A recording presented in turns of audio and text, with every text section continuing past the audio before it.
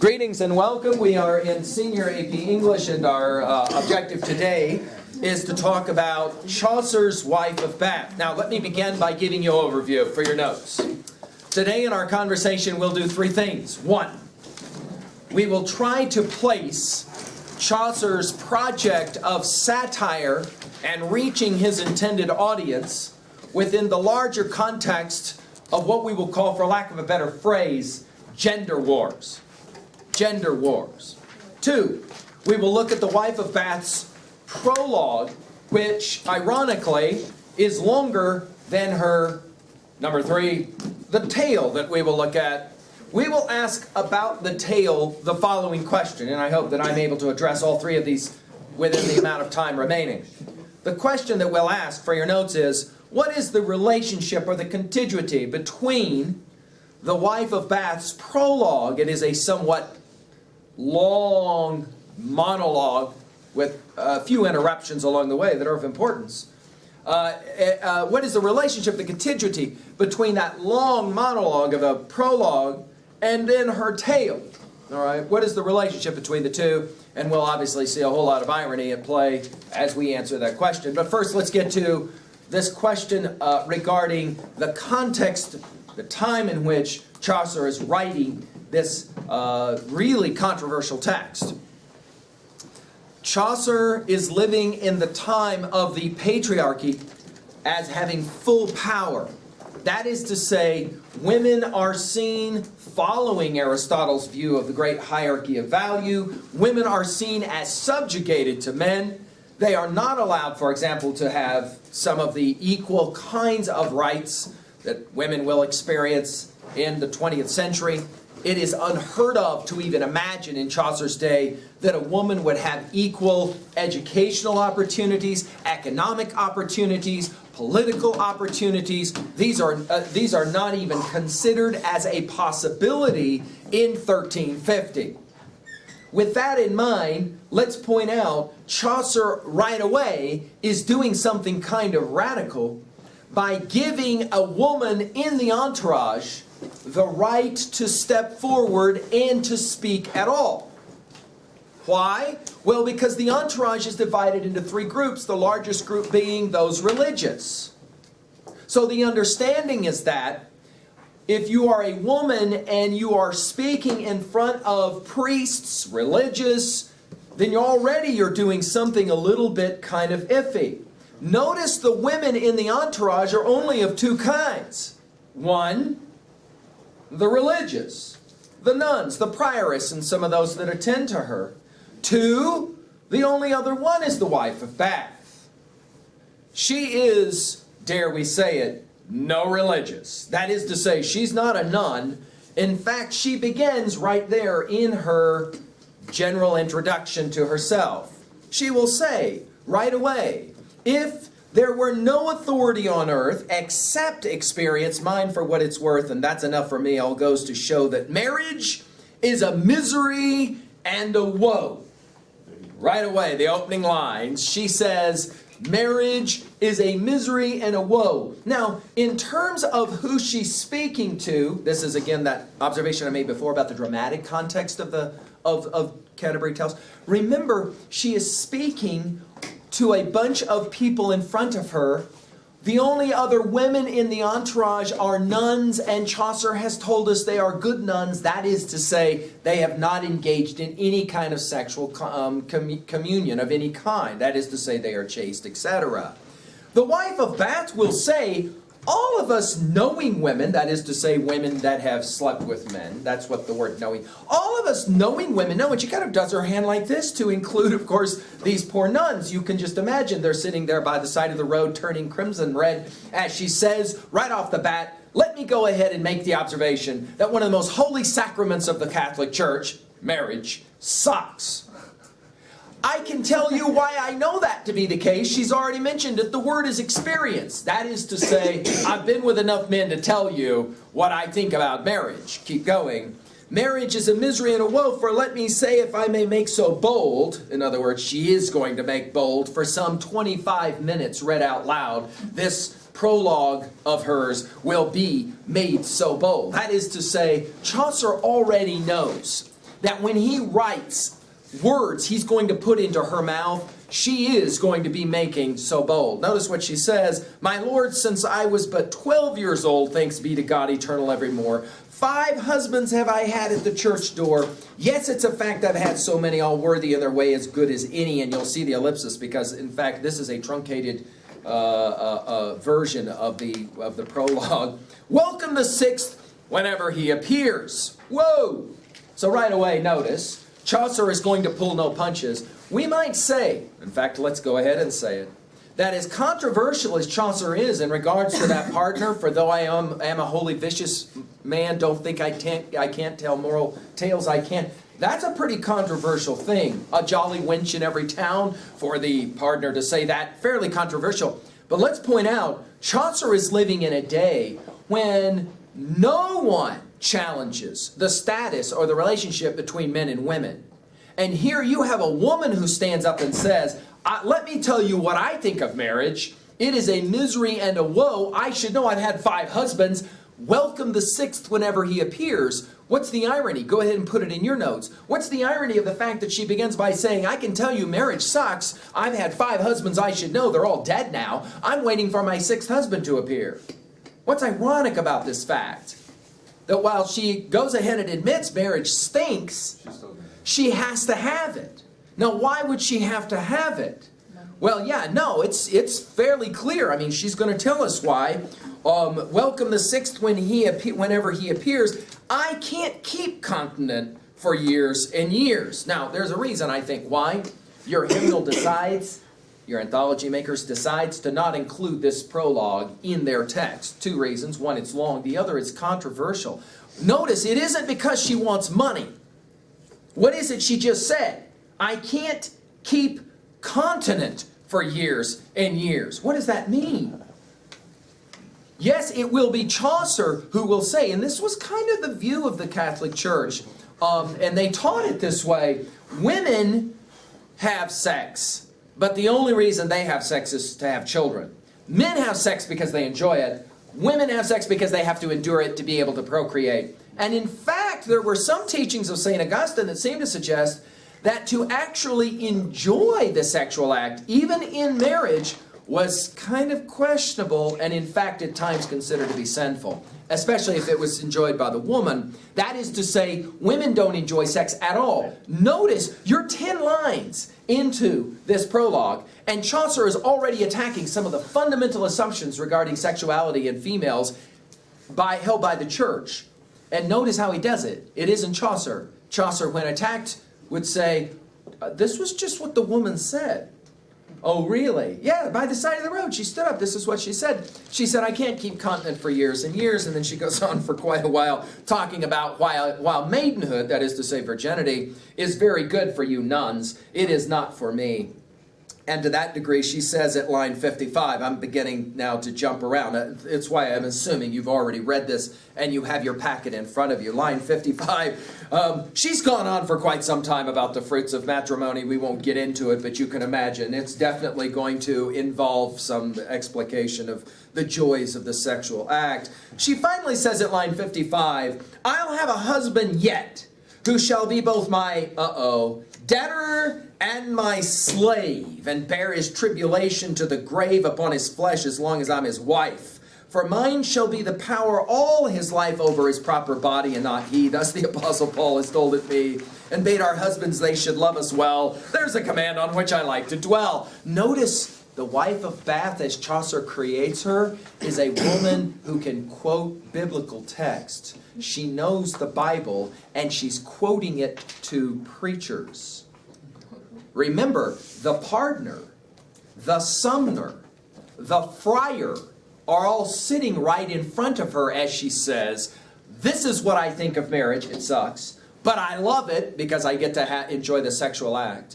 And finally, "I'm looking for the man of all men. My 6th husband will be both my debtor and my slave, and bear his tribulation to the grave." That is to say, I'll be able to run his life, and he'll keep his mouth shut and do what he is told.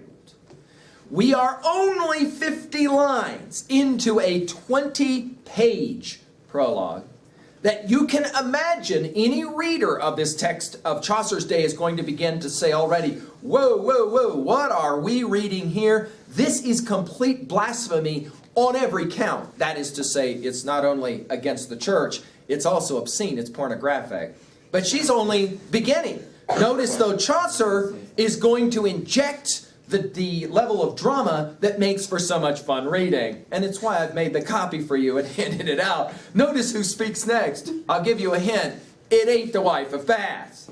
Notice, the partner started up. Remember the partner? A wholly vicious man who likes to keep a wench in every town. We get to now hear from one of those wenches, and we're going to hear it by the partner speaking to her. Look what he says. The partner started up, and thereon, Madam, he said, by God and by St. John, that's noble preaching no one could surpass.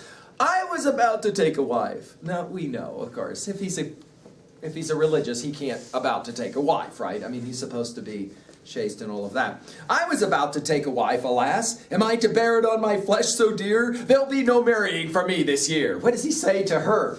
Not me. Whew. Man, I was thinking about getting married. Listening to you talk convinces me that's the last thing I want to do, is to get into this whole marriage thing.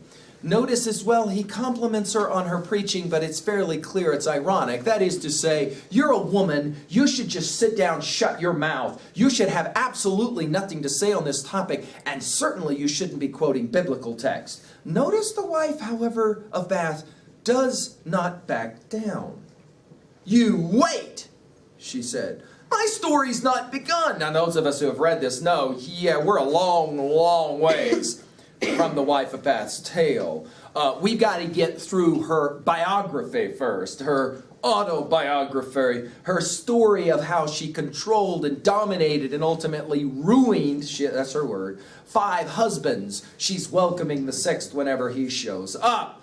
Now, you can see why there will be any number of male readers of this text that right away will begin to side with the partner. Yeah, this is why men don't want to get married, a woman like this, to which she comes back, notice, and says, you wait. My story's not begun. You'll taste another brew before I've done. She gets it. She's right at him. You're drinking beer now. You're going to be drinking a different kind of beer by the time I'm finished with you. Notice she shows no respect whatsoever to the religious at all. She comes right back at him. You'll find it doesn't taste as good as ale, and when I finish telling you my tale of tribulation in the married life, in which I've been an expert as a wife, that is to say, myself have been the whip. So please yourself whether you want to sip at that same cask of marriage I shall broach. Be cautious before making the approach. Ellipsis. It goes on for a while longer as she just lambasts the partner, basically tells him, sit down and shut up and take notes. You haven't even begun to hear what I've got to say to you. Notice the partner will come back. Madam, I put it to you as a prayer, the partner said. Go on as you began. Tell us your tale. Spare not for any man. Instruct us younger men in your technique. And of course there's sexual double entente meant here. You bet. This is just vile locker room boy talk. And the wife of Bath is the one doing it towards a religious.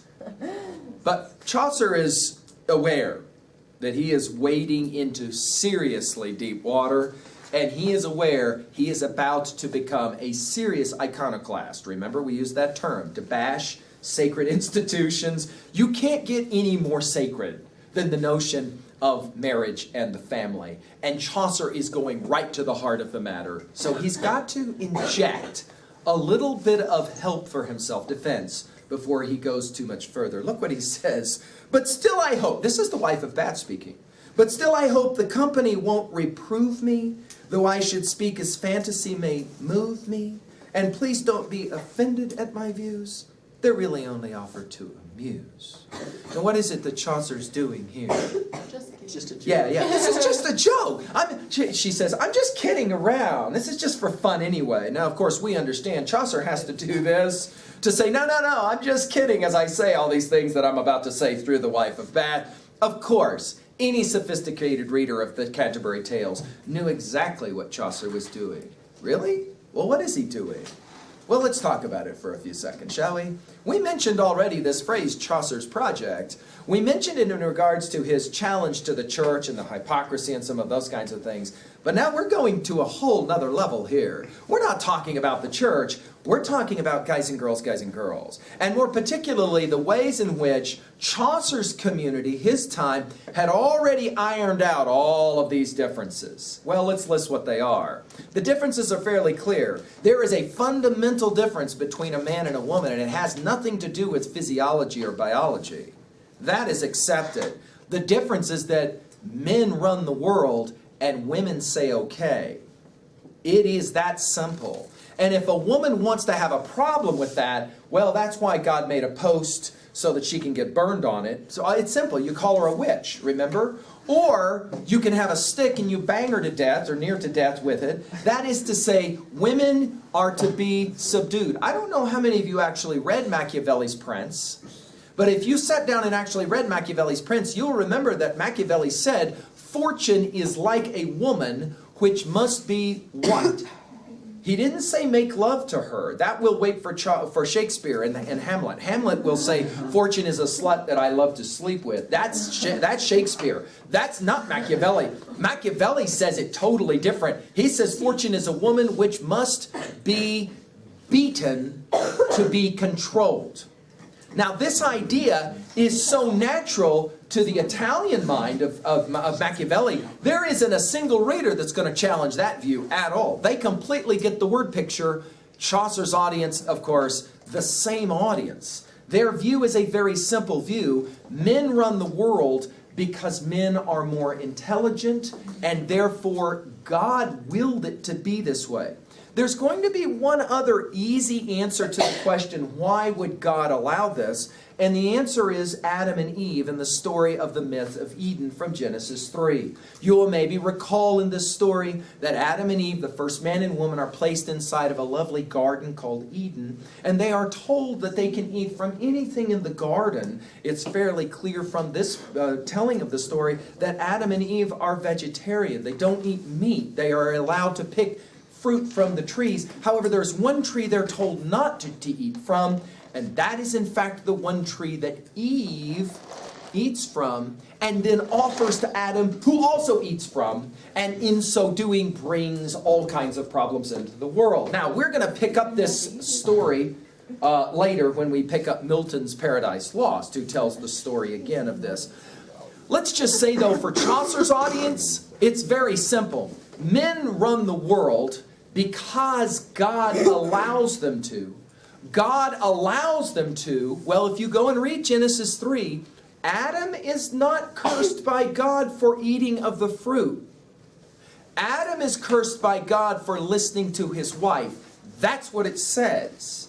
For listening to your wife, you are cursed. That is to say, you were led by the inferior of the species, woman, and in so doing, you must be punished. Now, this is something that for Chaucer's audience, they completely understand this. So there's certain rules. Women are supposed to be seen and not heard. They're to keep their mouths shut in public, and they certainly are not to speak in front of men about political issues, economic issues, sexual issues. These are, of course, off topic completely for women. Why? Well, first of all, women aren't educated enough to be able to speak intelligently on these subjects, and even if they've had a smattering of education, they don't have a mind capable of being able to deal with these kinds of esoteric topics. Notice the wife of Bath, she will have none of it. Absolutely none of that. To that degree, let's go ahead now for your notes and say that Chaucer is creating, rather boldly we might say, Chaucer is creating the first feminist voice that we will have. Now, for those of you who can remember back to your junior experience, and for example, the yellow wallpaper and Story of an Hour, and the beginning of the emergence in the 20th century of the feminist movement, this is a text way before that, and in many ways more radical. Now, gentlemen, I'll on entail my tale, and as I hope to drink good wine and ale. Notice she's a girl who can drink with the boys. She can not only keep up with the boys in terms of telling stories, she can drink with the guys as well. And notice that she's allowed to do so in Chaucer's company, in Chaucer's entourage, right? Those husbands that I had, 3 of them are good and 2 were bad. The 3 that I call good were rich and old. Look at what she calls this. I managed them so well by my technique. Each was delighted to go out and seek and buy some pretty things for me to wear, happy if I as much as spoke them fair. God knows how spitefully I used to scold them. Listen, I'll tell you how I used to, notice, hold them. In other words, let's say it this way. The wife of Bath sees marriage as competition, where the woman wins if she can manage her man. Look what she says at line 100. You knowing women, that is to say you women who have been married, who can understand, first put them in the wrong and out of hand. No one can be so bold, I mean no man, at lies and swearing as a woman can. Now Chaucer will have the wife of Bath say this 2 times in this prologue, but women are just better liars. They're better deceivers. And that's why they can run the world. Men are too stupid to understand when they're being lied to. All you have to do if you want to control your man is compliment him, tell him he's the best lover or whatever, and then he'll do pretty much anything you tell him to do. Now, as we're writing our paper, let's point out the potential audiences of Chaucer's wife, Bath. Chaucer is writing potentially to both audiences, who will receive this information maybe in different ways, we might say. To his male audience, what would be the kind of obvious way this all would shake down? To his male audience, yeah, right. They might see this as, aha, this is why we must control our women. If you don't control your woman, this is what she ends up becoming. Speaking for all women, that notion of she needs to be controlled because if she's not, she's uncontrollable. And once a woman becomes uncontrollable, she cannot be controlled. That is to say, danger. Okay? So men might see it that way, obviously siding with the partner as well. This explains why I've never wanted to get married. What about for female readers of this? How might they see this presentation? Playbook. Say it out loud. Playbook. Yeah, maybe so. This is the way we're supposed to be doing this. I've been allowing my husband to actually tell me what to do. What a mistake that's been.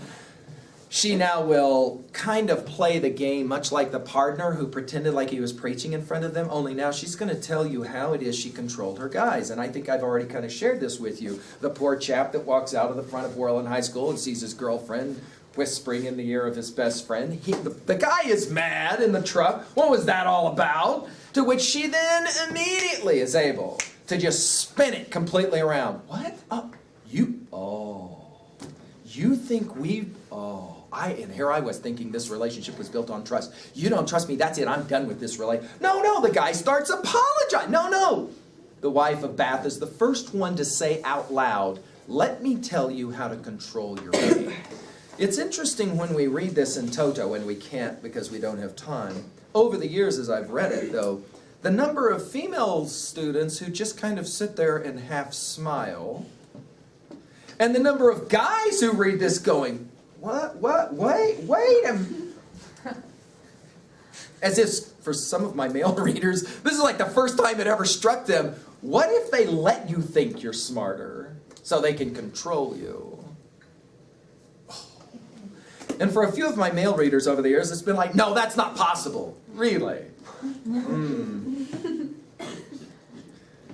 Now, here's the sort of thing I said, line 113 or so.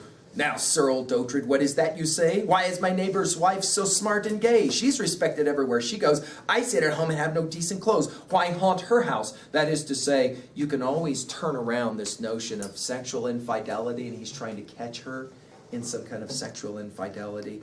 She says, there isn't any way that you can catch me. If I want to mess around, I'm going to mess around, and there is nothing you can do about it. She will go on like this for some time. We'll begin to kind of skip around as we go. Page 124. I think on your guys's it's actually page, 3 or something like that. Line 166 or so. Then there's our young apprentice, handsome Johnny, because he has crisp hair that shines as bonny as finest gold and squires me up and down.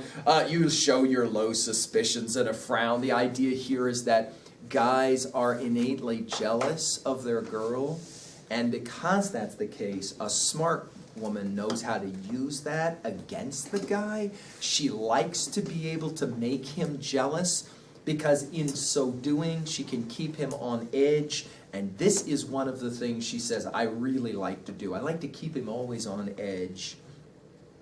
Go where you please, dear wife, you ought to offer. Amuse yourself. I shan't give ear to malice. I know you for a virtuous wife. See, it's an interesting question. Ladies, which kind of guy do you want? Option 1 shows up on Monday and says, hey, where were you Saturday night? I drove by your house 3 times. Where were you? I want to know where you were. I called, you didn't answer. Where were you? That's option A. Option B is, hey, you do what you want. You go where you want. I really don't care, because, you know, we're supposed to have this thing. That means we trust each other. You do whatever you want. By the way, how many want that first guy? See, it's very interesting. No one seems to say that. What about the second guy? You do whatever you want, I don't care. He's going to do whatever he wants. Uh-oh, Schreiber just smiled. Now wait a minute. This knife cuts both ways, or so one would think. Not for the wife of Bath. She says, here's the deal. The wife needs to have freedom. The guy needs to have no freedom. That is to say, the guy needs to be checked. Why? Because boys are boys. And that is to say, boys are dangerous if left unattended, unmanaged, we might say. The wife of Bath says, I'm really good at doing that. The way that I did that, she said, was to always keep him confused. It's easy to keep the guy confused. The way you do it is by making requests he can never meet. That is to say, always kind of staying one step ahead. Notice at line 225, 226, she almost like this. She almost does like this. After she finishes with one of her diatribes, such was the way, my lord, you understand. I kept my older husbands well in hand. I told them they were drunk, and their unfitness to judge my conduct forced me to take witness they were lying. In other words, she would work them. Now, let's point out, she's young, they're old, which is, of course, the normal thing. Remember, you're Romeo and Juliet, right? Paris is old.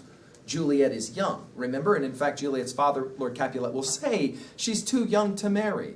And yet, it's fairly obvious, a few lines later, by the 4th act, Lord Capulet is ready to marry off young Juliet, right? Okay, to Paris.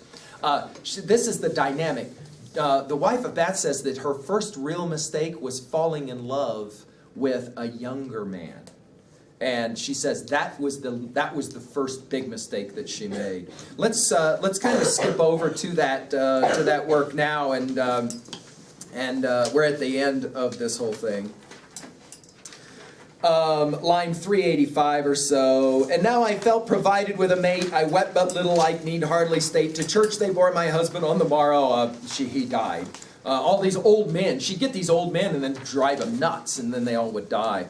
With the neighbors round him venting sorrow, and one of them, of course, was handsome Johnny. So help me God, I thought he looked so bonny behind the coffin. Heavens, what a pair of legs he had. So the wife of Bath is a woman, very sensual woman, who will speak out exactly what she thinks. By the way, probably no other character more influenced for Chaucer by Boccaccio, the Decameron, and let's just say the Italian influences, a woman who really speaks her mind.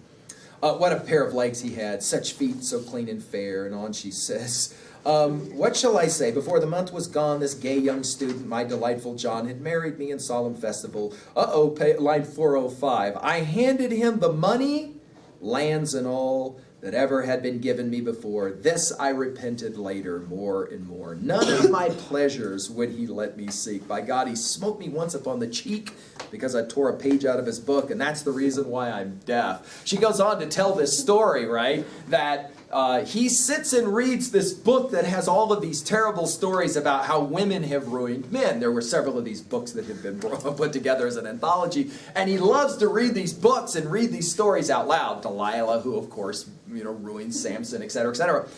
She says, I'd had enough of it.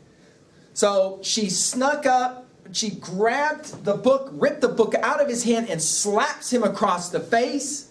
He falls down. Well, now we're on to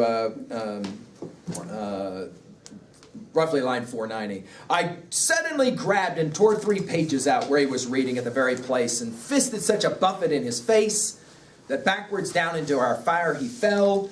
Then like a maddened lion with a yell, he started up and smote me on the head, and down I fell upon the floor for dead. So now we've got a domestic bit of violence happening, right? And when he saw how motionless I lay, he was aghast and would fled away, but in the end I started to come to.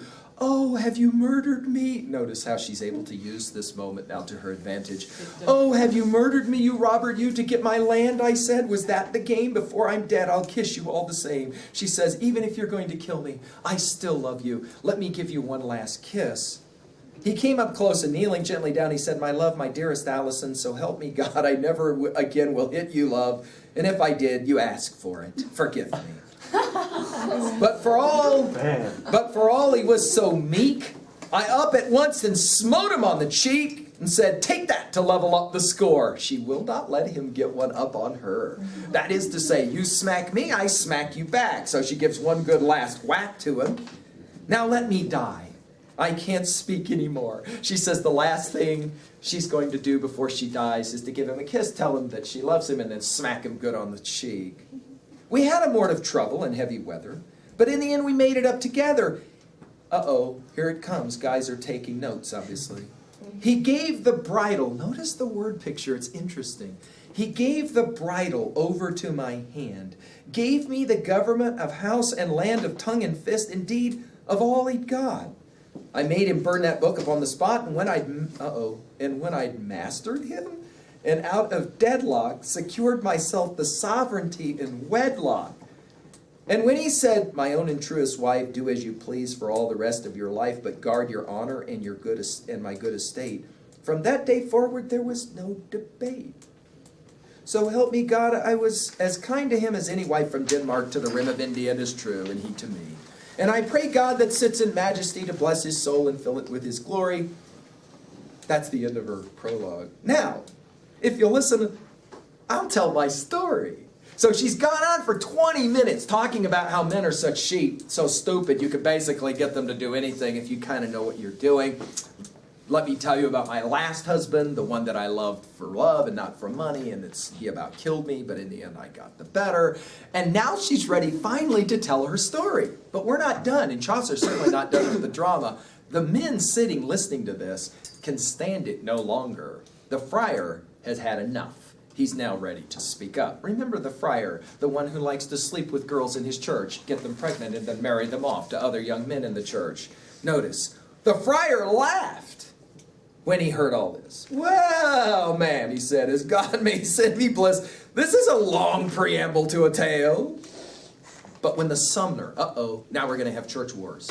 But when the Sumner heard the friar, remember the Sumner is this guy who has those huge zits all over his face that's so gross that hangs out with the partner. He's that spiritual bounty hunter. The Sumner heard the friar rail. Just look, he cried, by the two arms of God, these meddling friars are always on the prod. Don't we all know a friar and a fly go buzzing into every dish and pie? What do you mean with your preambulation? Amble yourself, trot, do a meditation. You're spoiling all our fun with your commotion. The friar smiled and said, is that your motion? So now the friar comes back to the Sumner. Notice the wife of Bath, you got it. The wife of Bath is smart enough to turn guy against guy and thereby control both.